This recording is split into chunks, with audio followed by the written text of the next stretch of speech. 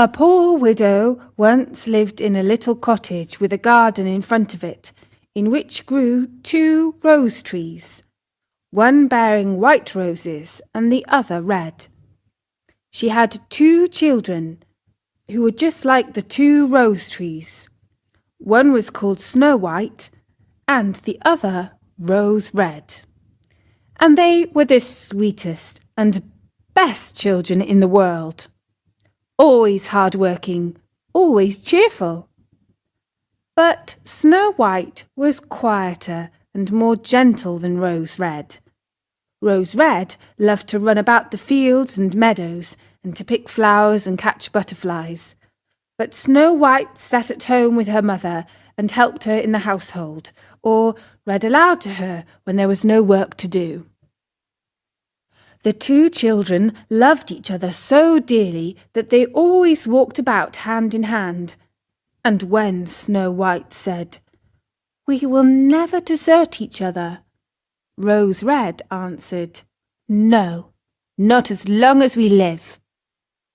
And the mother added, "Whatever one gets, she shall share with the other." They often roamed about in the woods, gathering berries, and no beast threatened to hurt them. In fact, animals loved and trusted the 2 girls. The little hare would eat a cabbage leaf from their hands. The deer grazed beside them.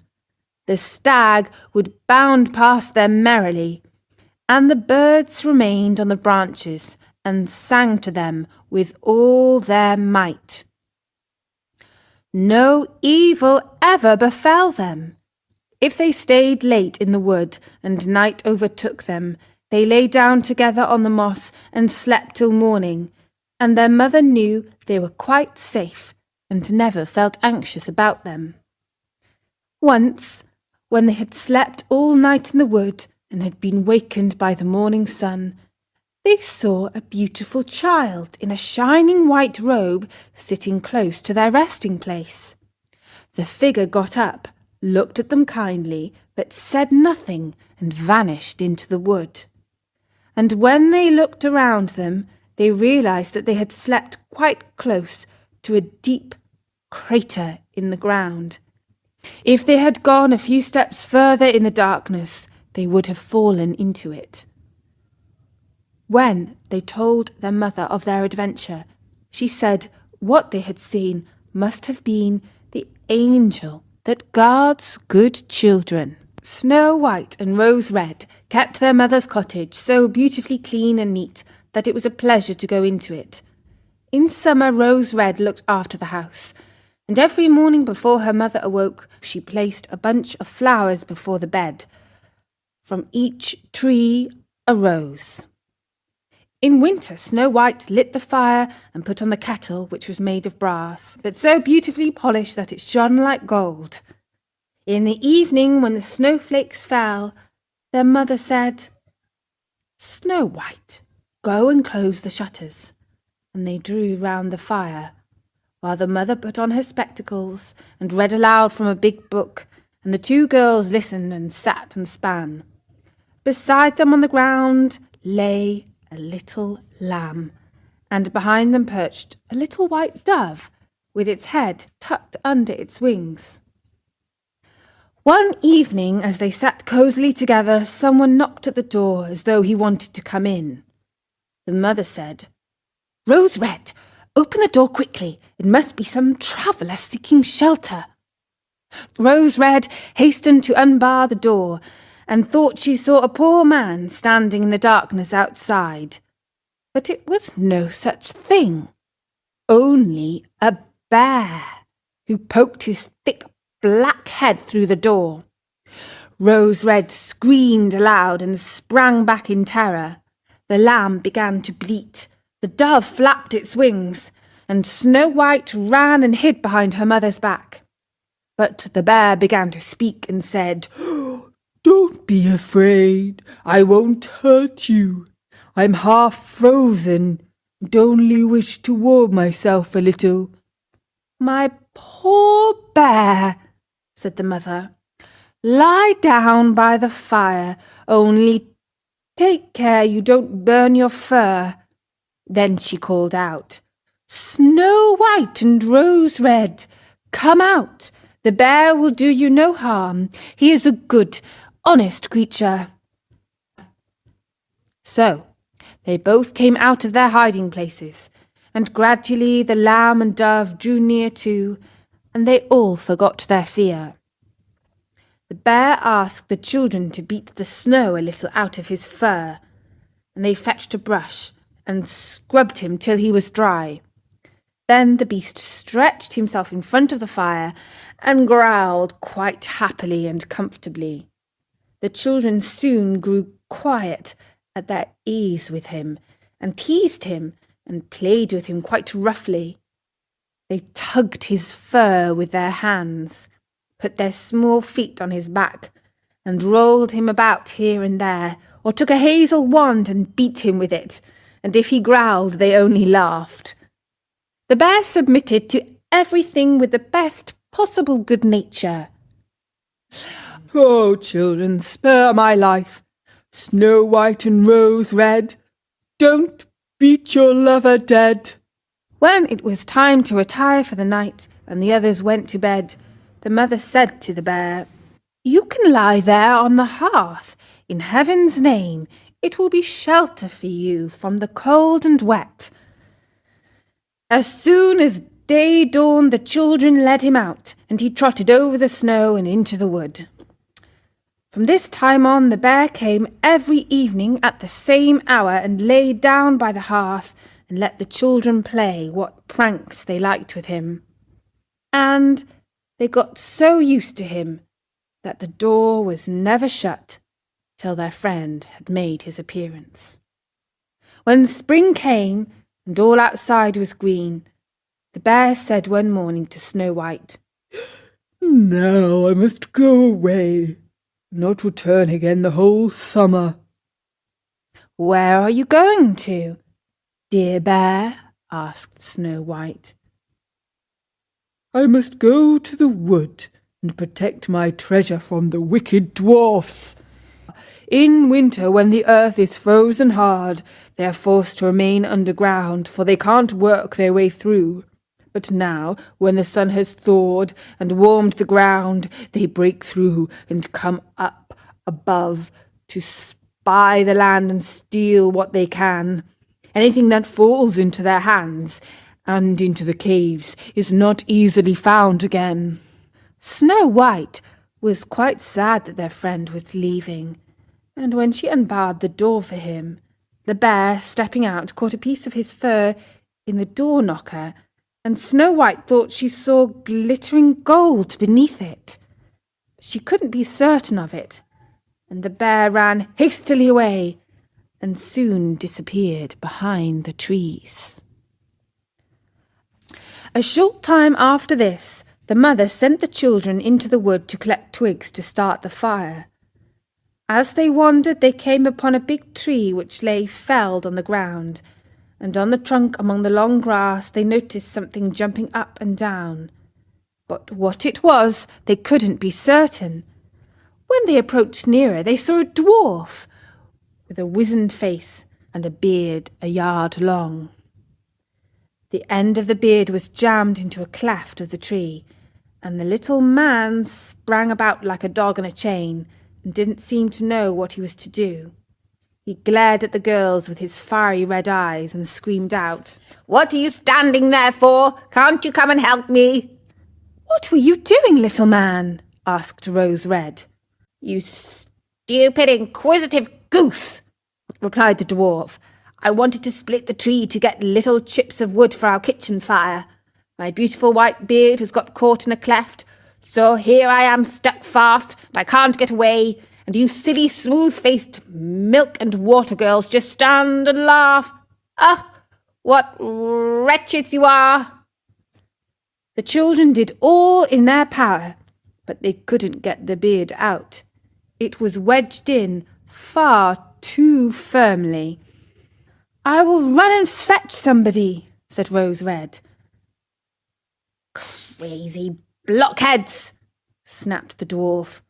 What's the good of calling anyone else? You're already too many for me. Does nothing better occur to you than that?" "Don't be so impatient," said Snow White, and taking her scissors out of her pocket, she cut off the end of his beard.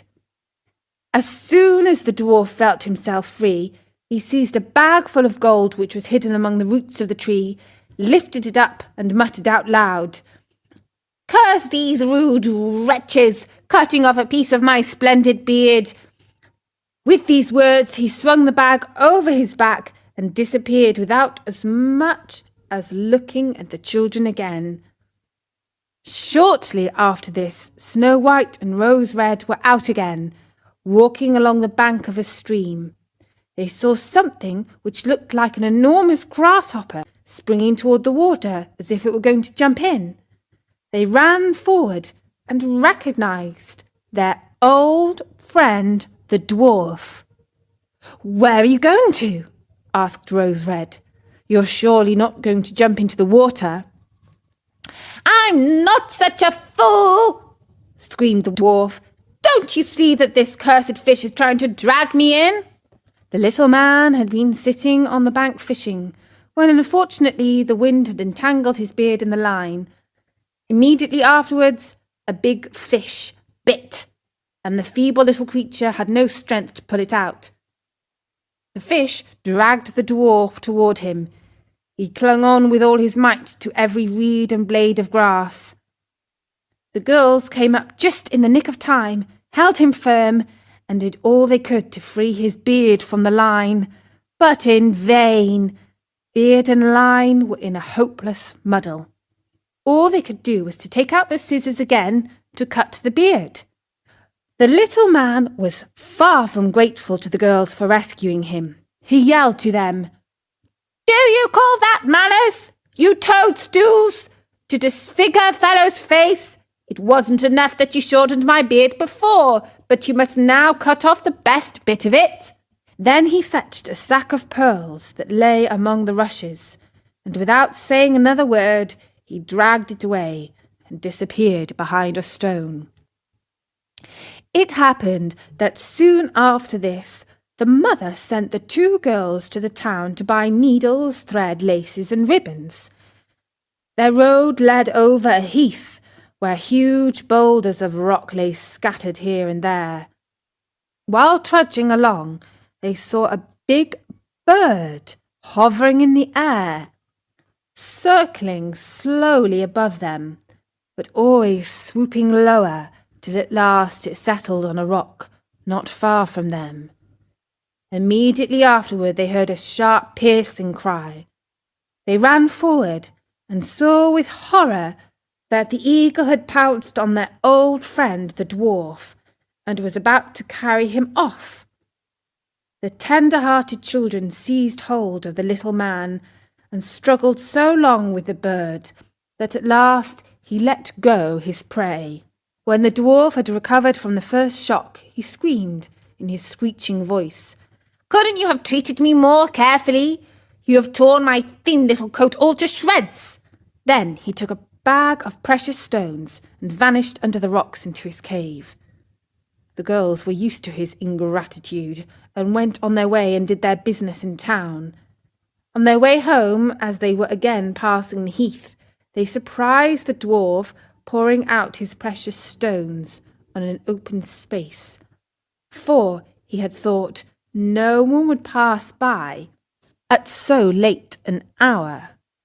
The evening sun shone on the glittering stones, and they glanced and gleamed so beautifully that the children stood still and gazed on them. "What are you standing there gaping for?" screamed the dwarf, and his ashen grey face became scarlet with rage. He was about to go off with these angry words when a sudden growl was heard, and a black bear trotted out of the wood. The dwarf jumped up in great fright, but he hadn't time to escape down his hole, for the bear was already close to him. Then he cried in terror, "Dear Mr. Bear, spare me!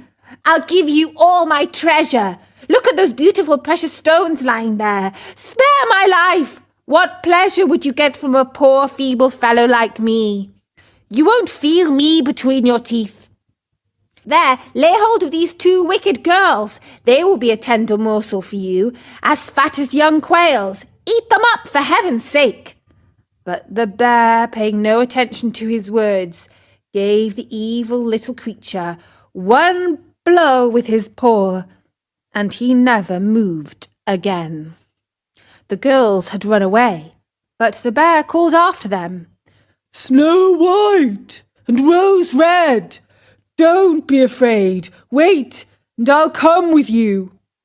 Then they recognized his voice and stood still, and when the bear was quite close to them, his skin suddenly fell off, and a beautiful man stood beside them, all dressed in gold. "I am a king's son," he said, "and have been doomed by that unholy little dwarf who had stolen my treasure to roam about the woods as a wild bear till his death should set me free. Now he has got his well-merited punishment." In due course, when the girls were old enough, Snow White married the prince who had been a bear, and Rose Red, his brother, and they divided the great treasure the dwarf had collected in his cave between them.